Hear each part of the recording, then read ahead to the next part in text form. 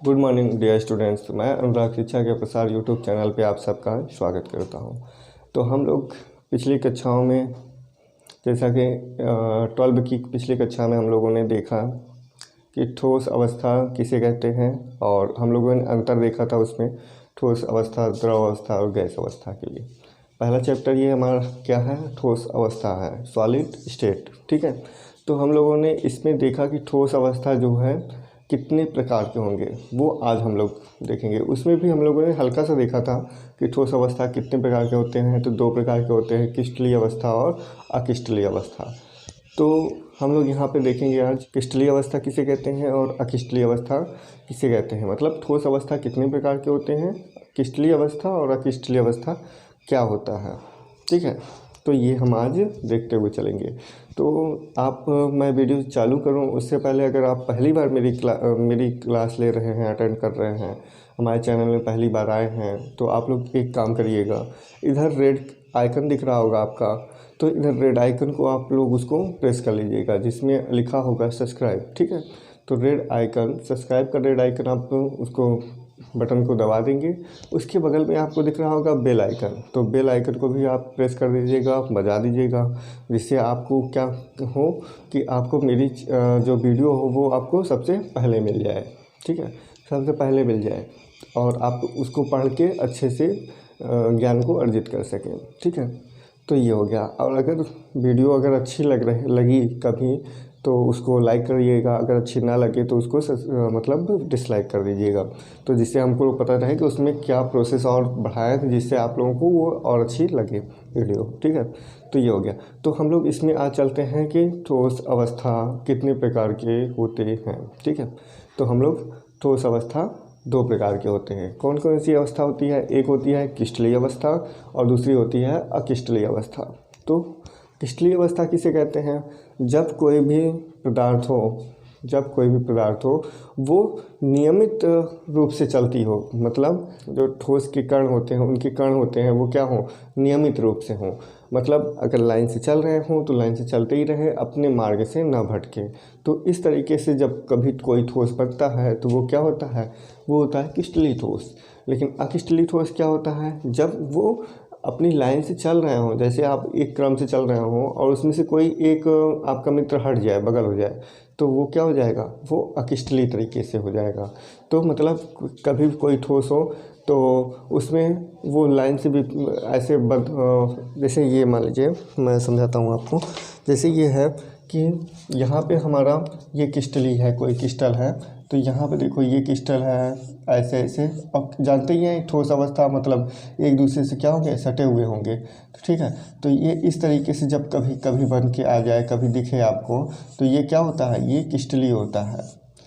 ठीक, एक इस तरीके से भी आ सकता है और एक इस तरीके से आ सकता है। ये नियमित रूप से होते हैं, एक दूसरे से जुड़े हुए। ठीक है, तो ये हो गया आपका क्रिस्टलीय ठोस। ठीक है, क्रिस्टलीय ठोस मतलब एक क्रिस्टल बना रहे हो अच्छे से। ठीक, तो ये हो गया आपका क्रिस्टलीय ठोस। और जो अक्रिस्टलीय ठोस होता है उसमें क्या होता है, अक्रिस्टलीय ठोस में जैसे ये चल रहा हो, यहाँ से भटक के एक बगल गया हो, यहाँ पे चल रहा हो, यहाँ से एक भटक के इधर आ गया हो, और जो यहाँ पे चल रहा हो ये चल ही रहा है यहाँ पे ऐसे, और जुड़े तो रहेंगे ही, लेकिन इनका क्या होगा कि कभी सीधा भी हो सकता है और कभी भटक भी जाते हैं ये लोग। ठीक है, ऐसे इस तरीके से ये लोग भटकते रहते हैं। तो इस तरीके से जब क्रिस्टल के अणु जब बनते हैं तो ये होता है अक्रिस्टलीय ठोस, क्योंकि इनके जो क्रम होते हैं अणुओं के वो क्या होते हैं, एक दूसरे से सटे हुए तो होते हैं, लेकिन कभी कभी क्या होते हैं, अपने स्थान से विचलित हो जाते हैं, भटक जाते हैं, तो वो हो जाता है अक्रिस्टलीय। और क्रिस्टलीय ठोस में क्या होता है कि वो सारे के सारे अणु जो होते हैं अपने क्रम में चलते रहते हैं, तो उसको बोलते हैं क्रिस्टलीय ठोस। ठीक है, तो इसमें हम लोग देखते हैं, इसकी परिभाषा लिखते हैं। पहला जो होता है हमारा क्रिस्टलीय ठोस,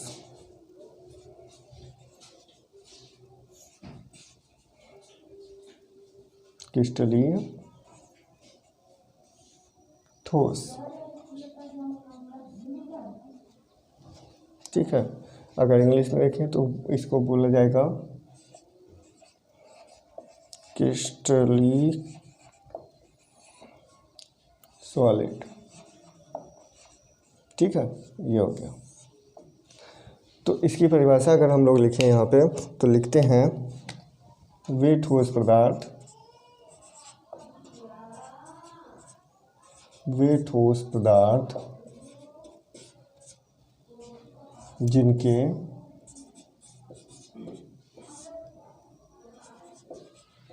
अवयवों, अब ये अवयवों क्या है, तो वो है परमाणु हो सकता है, किसी पदार्थ का परमाणु हो सकता है, उस किसी पदार्थ का अणु हो सकता है, या किसी पदार्थ का वो क्या हो सकता है, आयन हो सकता है, आयन।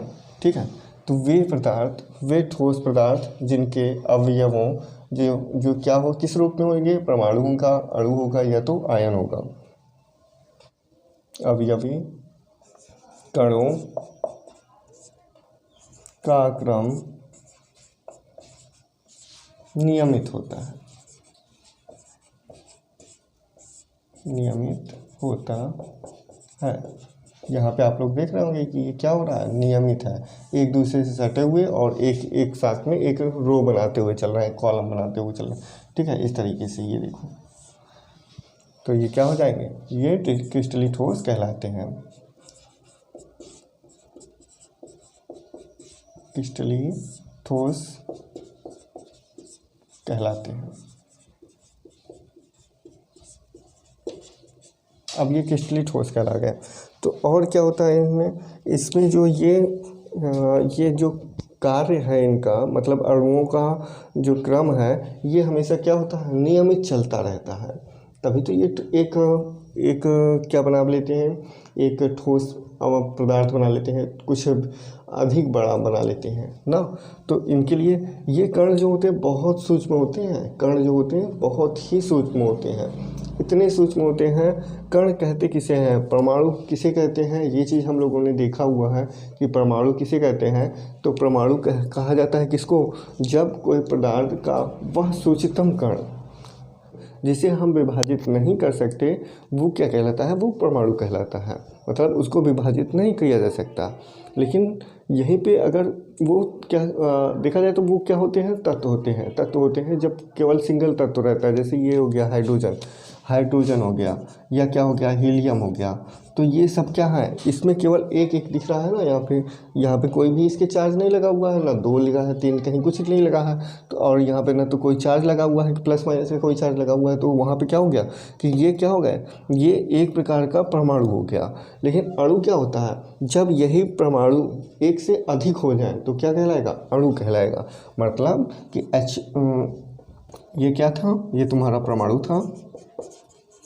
लेकिन अणु अगर बनाना है तो अणु में क्या करना होता है, अणु में यही H को हम लोग 1 से 2 कर दिए, 1 से अधिक कर दिए, तो वो क्या हो गया, ये अणु बन गया।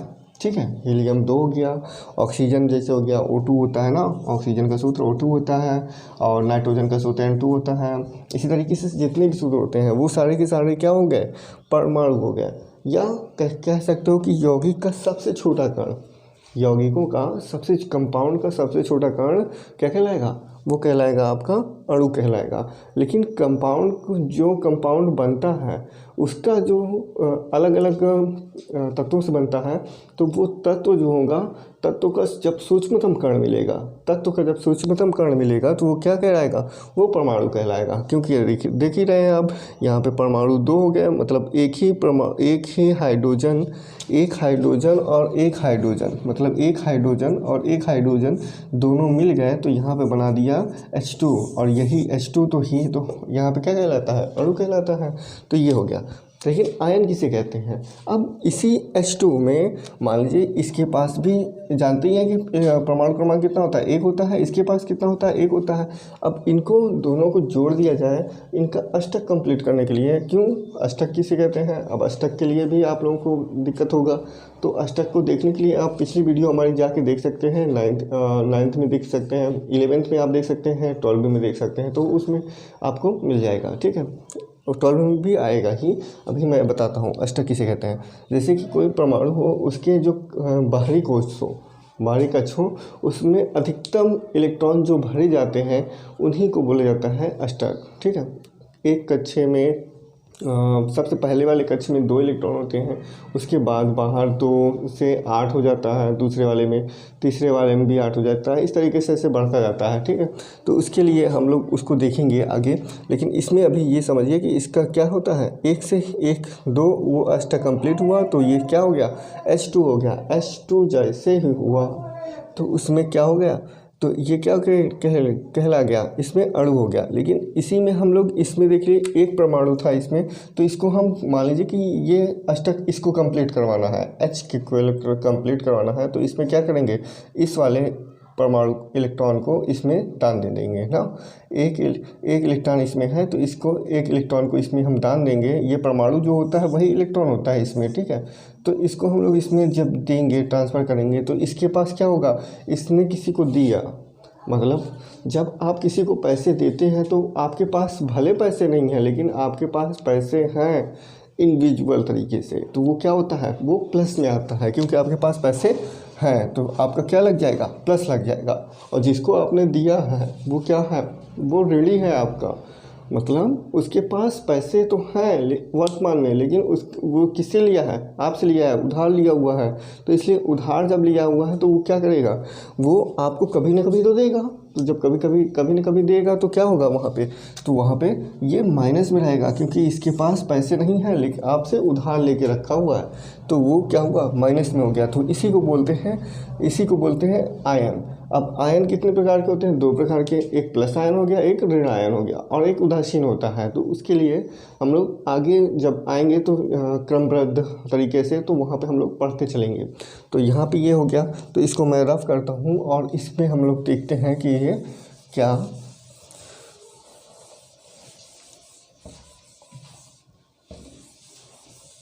इनके क्रम वगैरह तो हो गए, नियमित हो गए ना। ठीक है, तो ये हो गया नियमित तरीके से। तो अगर उदाहरण के रूप में देखा जाए तो इसमें क्या होगा कि क्रिस्टल जो होंगे ये क्या होंगे, इनका जो क्रम होगा, इनकी जो व्यवस्था होगी कैसी होगी, ये क्रमिक होगी। मतलब जो व्यवस्था होगी वो क्या होगी, व्यवस्था, या लिख सकते हैं यहाँ पे इनकी व्यवस्था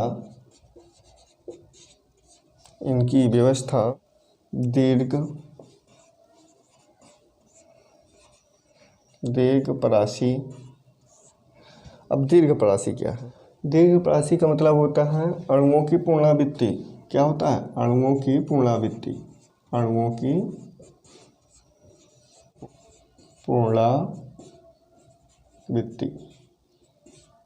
ठीक है, अणुओं की पुनरावृत्ति का मतलब यह है कि एक अणु अगर चल रहा है तो उसी के पीछे सारे अणु चलते रहेंगे क्रमबद्ध तरीके से, हटेंगे नहीं। ठीक है, तो ये हो गया।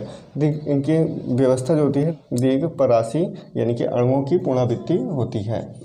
ठीक है, इस तरीके से होती है इनकी व्यवस्था। और इसके बाद हमारा जो है, अगर देखें कि उदाहरण क्या क्या होता है इसका, तो मान लीजिए उदाहरण क्या है, तो यहाँ पर लिखेंगे उदाहरण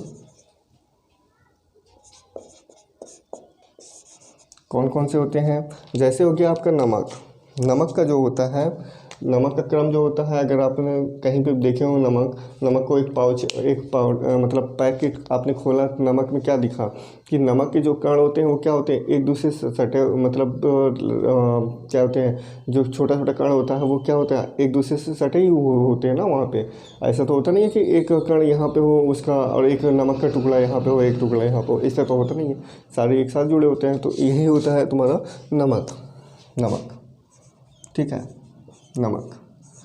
और क्या होता है, तो दूसरा अगर आपको लिखना है तो आप ले सकते हो नीला थोथा। ठीक है, नीला थोथा।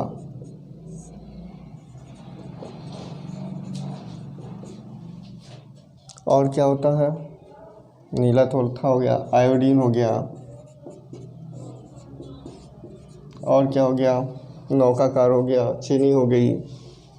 कई उदाहरण हैं, ऐसी बात नहीं है कि उदाहरण की कमी है यहाँ पे। चीनी हो गया, और क्या हो गया, अगर कोई लोहा होगा तो लोहा भी होता है, लेकिन लोहा में कभी कभी होता है कि कोई भी एक क्रिस्टल क्या होता है, एक एक टुकड़ा बहुत कमज़ोर बनाया जाता है, लूज होता है, एक लूज हो गया और एक क्या हो गया, एक टाइट रहता है, हार्ड होता है। तो वो भी चीज़ होता है, लेकिन वो अक्रिस्टली में होता है। कुछ में आप लोहे को कुछ तो ले सकते हैं इसमें, लेकिन पूरे लोहे को कह दें कि यही पूरा एकदम क्लियर क्या है, क्रिस्टली है, तो वो नहीं होता है। जैसे हीरा हो गया, हीरा भी एक है ना, हीरा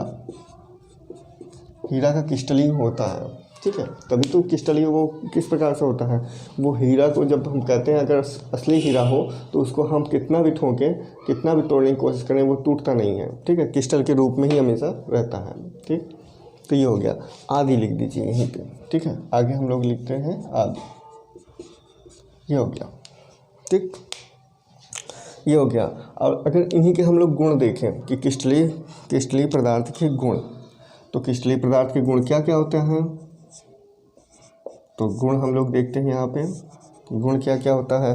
तो ये क्या होते हैं, इनकी ज्यामिति क्या होती है, निश्चित होती है। अगर किसी भी क्रिस्टल होगा तो वो एक प्रकार से निश्चित होगा। अगर इस तरीके से ऐसे बना हुआ है तो वहाँ पे सारे के सारे कील इसी तरीके से दिखेंगे आपको, ठीक है। अगर आपका जो पिरामिड है या तो वो बनता है, मान लीजिए कि जो हीरा बनता है वो कुछ इस तरीके से अगर बन गया तो इसी तरीके से बनेगा ना, तो वो चीज़ें आपका निश्चित होता है, उसके आकार निश्चित होते हैं।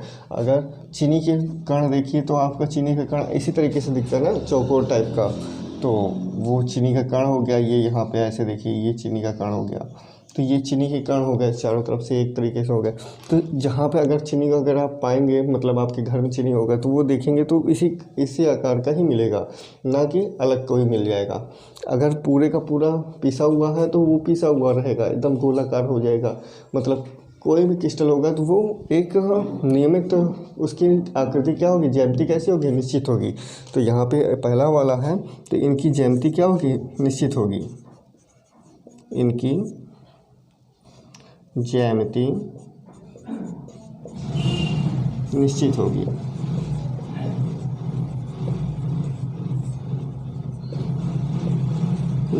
ठीक है, इनकी ज्यामिति कैसी होगी, निश्चित होगी।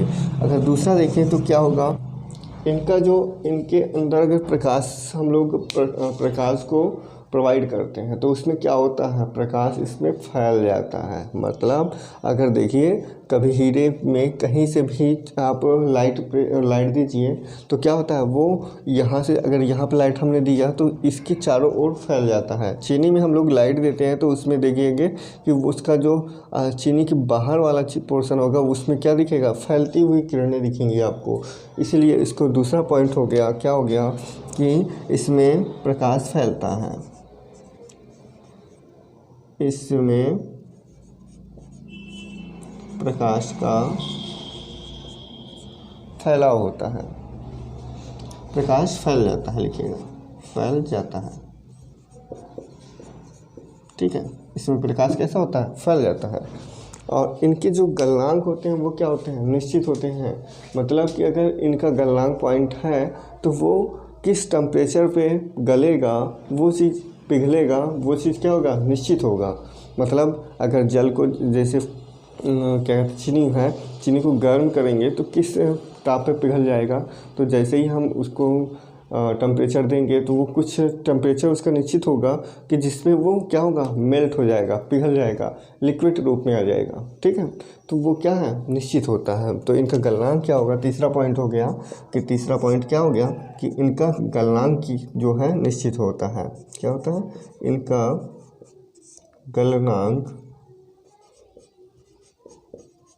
गलनांक निश्चित होता है।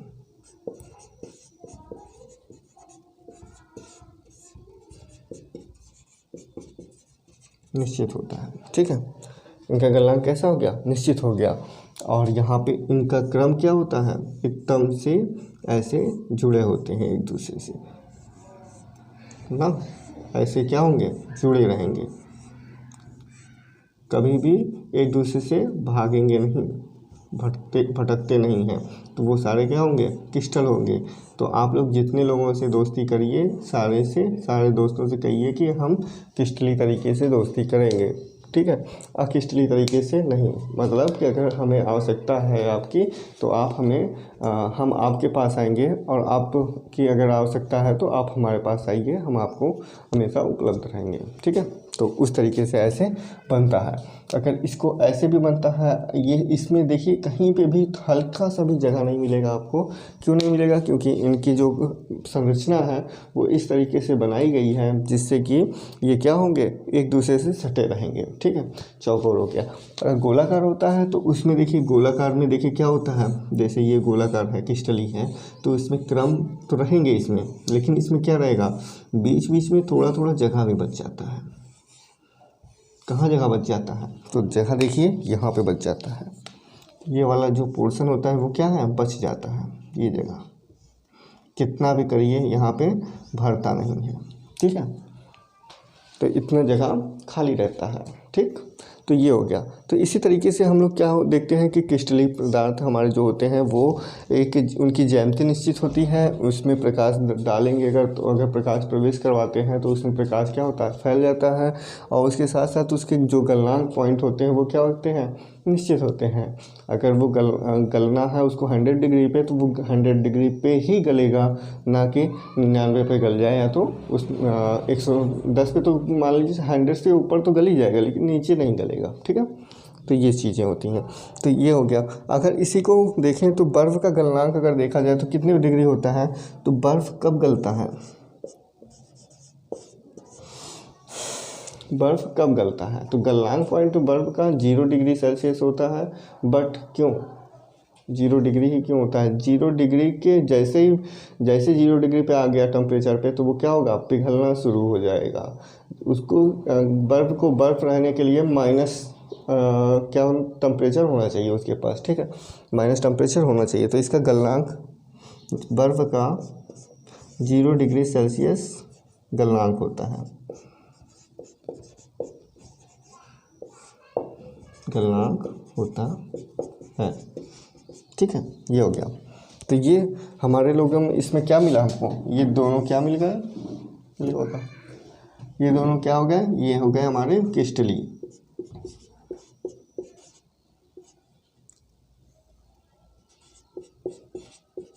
क्रिस्टलीय ठोस,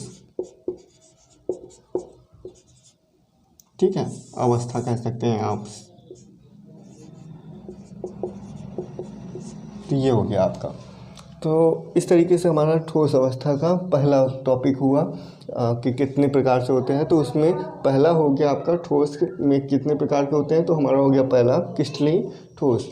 अब दूसरा आएगा हमारा लोग का क्रिस्टलीय ठोस के बाद अक्रिस्टलीय ठोस, और अब हम लोग अगले वीडियो में देखेंगे अक्रिस्टलीय ठोस। ठीक है, तो यहाँ तक हमारा लोग का ये, अगर आपको समझ में आया हो अच्छे से तो ठीक है, नहीं समझ में आया तो आप कमेंट करिएगा। और आप अगर देखें तो जो नया सत्र हमारा लोग का चालू होने वाला है, तो जो टीचर पढ़ाते हैं हमारे ऑफलाइन, तो उनको आप आके उनसे संपर्क कर सकते हैं, दीपक सर या प्रेम सर से। तो वहाँ पे आप लोग संपर्क करिए। ठीक है, ऑफलाइन जो प्रयागराज नैनी में रहते हैं, तो वो आसपास के लोग जितने भी हों वो आप यहाँ पे संपर्क कर सकते हैं, सर लोग आपको पढ़ाएंगे। ठीक है, ओके, फिर मिलते हैं।